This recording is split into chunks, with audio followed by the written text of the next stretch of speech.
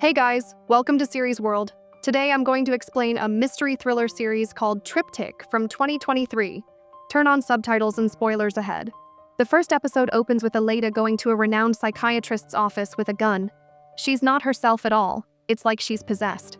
Aleda enters the building and shoots the man at the register without a second thought.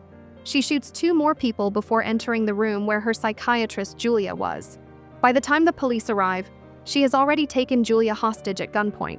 Detective Humberto arrives at the scene, and Officer Ortega fills him in on the details. Aleda was in a psychiatric facility for 3 months, and she was a patient of Julia. Meanwhile, Julia is trying to convince Aleda not to do anything drastic as they're on the rooftop.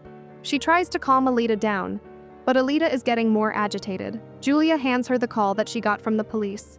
Aleda demands that the police send the media and press to the rooftop. Humberto assures her that he will do as she asks.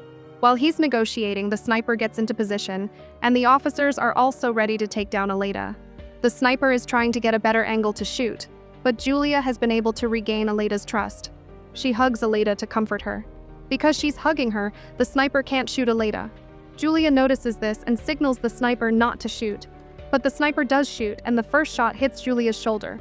They don't miss the second time, and Aleda is shot in the chest. The officer who shot Aleda explains to Humberto that she pointed the gun at them, so he had to shoot. Julia is being taken away on a stretcher.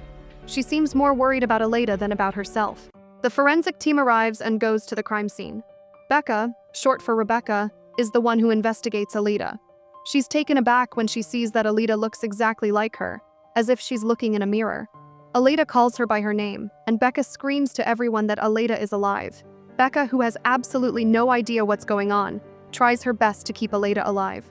Humberto arrives there and drags her away from Aleda, and Aleda is taken to the hospital. Becca is now in her office trying to make sense of what just happened. Humberto comes to check up on her. He gives her information on Aleda. She is 32 years old. In December, she had a psychotic break and was admitted to a hospital. But before all of this happened, she was president of an international high-level executive headhunting firm. Aleda's husband, Eugenio, has been called to the office, and Humberto goes to meet with him.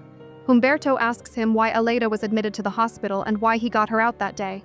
Eugenio tells him that she admitted herself there, as her psychiatrist suggested. But later, they realized that she was admitted there for no reason. Eugenio got her out that day because it was her birthday. After some discussion, Eugenio leaves, as Aleda is in intensive care at the hospital. After Eugenio leaves, Aleda tells Humberto to come to her place tonight. While they're talking, Humberto's son comes and hugs him from behind. He has won the gold medal in the competition. His wife and other kids are also there to take him to get some burgers to celebrate. Becca was really awkward in Humberto's wife's presence. Humberto tells her goodbye and leaves with his family. After that, Becca goes to the hospital where Aleda is admitted to meet with her. She talks to Aleda because she knows that even though Aleda can't speak now, she can listen. She promises Aleda that she'll solve the mystery about them. Aleda's husband, Eugenio, also arrives there to check on her, and he sees Becca with Aleda. Confused, he looks again, but by this time, Becca has vanished. After coming back home, Becca demands answers about Aleda from her mother, asking whether she hid her twin sister from her. Not only do they look alike, but Aleda also has the same birthday as her and just turned 33 yesterday, just like her. Becca's mom doesn't give a clear answer and acts like Becca is drunk and talking nonsense. But Becca has stopped drinking for 3 months. Becca's mom is adamant that she's drunk and mistreats her. She tells Becca to take responsibility for her actions, but Becca didn't intend to cause this disease to herself. Not being able to handle this toxic situation, Becca goes to buy some alcohol to drown her sorrows. After coming back home, Becca takes a blood sample from Aleda and also a saliva sample from her. Meanwhile, her mom, who was in the kitchen, sees the news about Aleda and her death and breaks down. Though the news doesn't mention her name, she knows who they are talking about. Flashbacks show a woman giving her baby Rebecca away. Back to Becca, she goes to a friend to check the 2 samples to see whether they are related.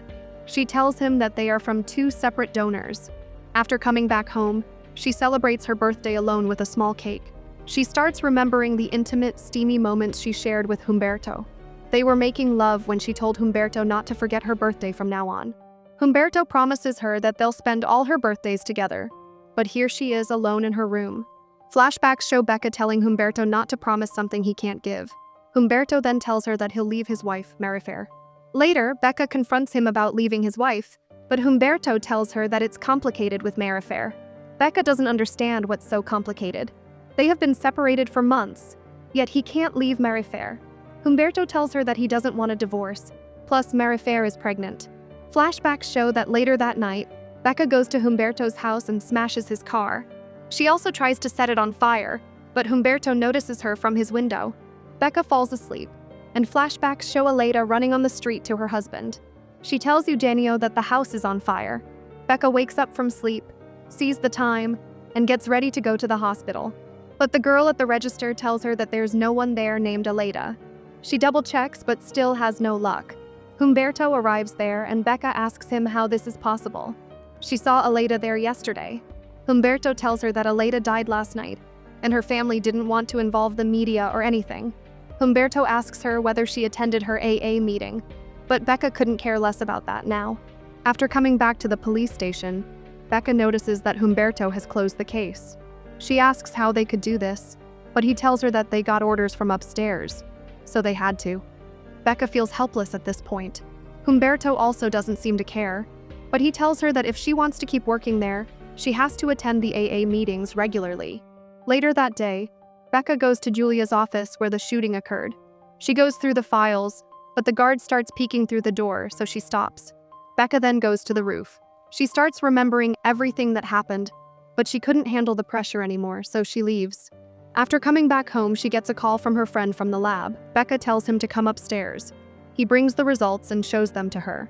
He explains that the results show that the samples were either taken from one donor, or they are from identical twins because they share the same DNA. Meanwhile, Eugenio is drinking while thinking about the fact that he saw an exact duplicate of his wife standing next to her. He gets flashbacks of the time when Aleida was in the institution.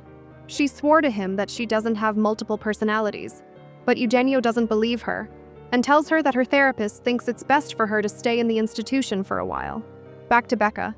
She goes to the police station at night, enters Humberto's office, and opens the locked drawer. She starts going through Aleida's case file and gets information about Eugenio.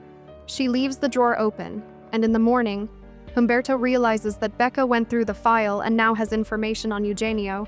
Meanwhile, Becca is following Eugenio in her car. He goes to the cemetery and Becca follows him there. Eugenio and Aleida's mom then collect Aleida's ashes from there. Seeing this, Becca breaks down sobbing. While she's keeping an eye on them, Becca is unaware that another lookalike is also noticing this, hiding in a corner. Becca leaves after some time, but the other lookalike goes in front of the Trujano family memorial site and looks at them intently, having absolutely no idea that she has another lookalike behind her. That's how the thrilling episode ends. To watch more explanations of these kinds of series, click on the videos on your screen. And don't forget to let me know how you feel about today's video in the comments down below. And at last, thanks for watching.